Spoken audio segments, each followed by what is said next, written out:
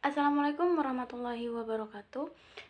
Izin memperkenalkan diri, nama saya Anjeli Susela dengan NPM 2275405 dari program studi Agribisnis Pangan. Di sini saya akan melakukan review dan mempresentasikan materi tentang manajemen logistik guna memenuhi tugas mata kuliah manajemen agribisnis pangan dengan dosen pengampu Ibu Kusmaria.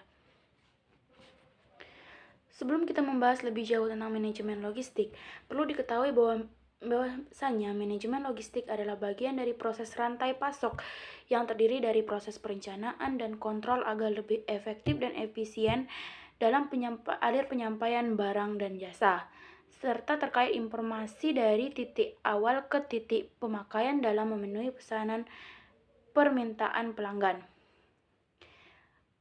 Proses manajemen logistik sendiri ini mencakup proses perencanaan, sumber input, proses transformasi input menjadi output atau transformasi sistem produksi menjadi produk, terus kemudian transportasi, distribusi, pergudangan, sistem informasi dan pembayaran produk atau jasa hingga produk tersebut sampai ke tangan konsumen. Tujuan manajemen logistik sendiri yang pertama yaitu mendorong perbaikan komunikasi dan teknologi informasi. Yang kedua, melayani konsumen dengan baik. Yang ketiga, mengurangi risiko. Yang keempat, merespon keluhan konsumen. Tahapan-tahapan manajemen logistik yang pertama itu tahapan peramalan, merupakan proses perencanaan dan penentuan kebutuhan terhadap permintaan suatu produk atau jasa. Yang kedua, penganggaran, yaitu proses untuk merumuskan atau merinci kebutuhan sesuai dengan mutu dan dana yang tersedia. Yang ketiga, pengadaan, merupakan usaha untuk memenuhi kebutuhan operasional. Yang keempat, penyampaian dan distribusi, merupakan proses pelaksanaan penerimaan atau penyampaian dan selanjutnya disalurkan ke unit pengguna. Yang kelima yaitu pemeliharaan, merupakan proses kegiatan untuk mempertahankan kondisi teknis dan daya guna serta hasil guna barang logistik.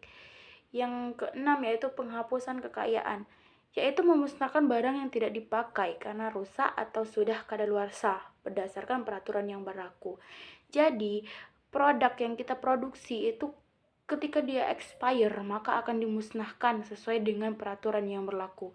Ya nggak mungkin kan konsumen itu mengkonsumsi produk yang sudah expire. Yang selanjutnya itu pengendalian, merupakan upaya untuk menjamin terselenggaranya manajemen logistik.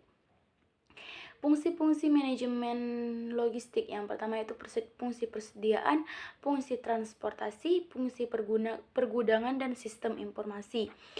Nah, unit-unit yang terlibat dalam manajemen logistik yang pertama adalah pemasok. Biasanya pemasok di sini ada petani atau penghasil bahan mentah.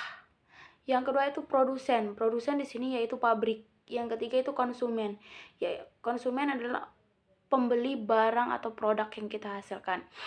Nah, untuk aliran manajemen logistik sendiri yang pertama terdiri dari pemasok, kurir, kemudian ke pabrik dan didistribusikan lagi ke pedagang ecer, kemudian baru didistribusikan ke pelanggan. Nah, manajemen rantai pasokan atau supply chain management. Manajemen rantai pasokan ini berbeda dengan manajemen logistik. Manajemen rantai pasokan ini mengutamakan arus barang antar perusahaan, mulai dari awal kegiatan sampai akhir, sedangkan orientasinya atas dasar kerjasama dan mengusahakan hubungan serta koordinasi antar proses dari perusahaan mitra guna menunjang kegiatan proses sampai ke tangan konsumen.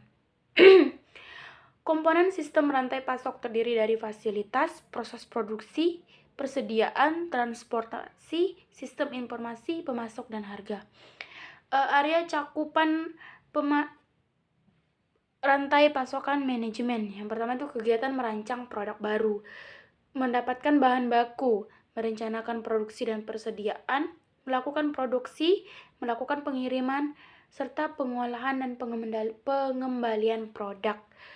Nah, itu yang bisa saya sampaikan. Sekian, terima kasih.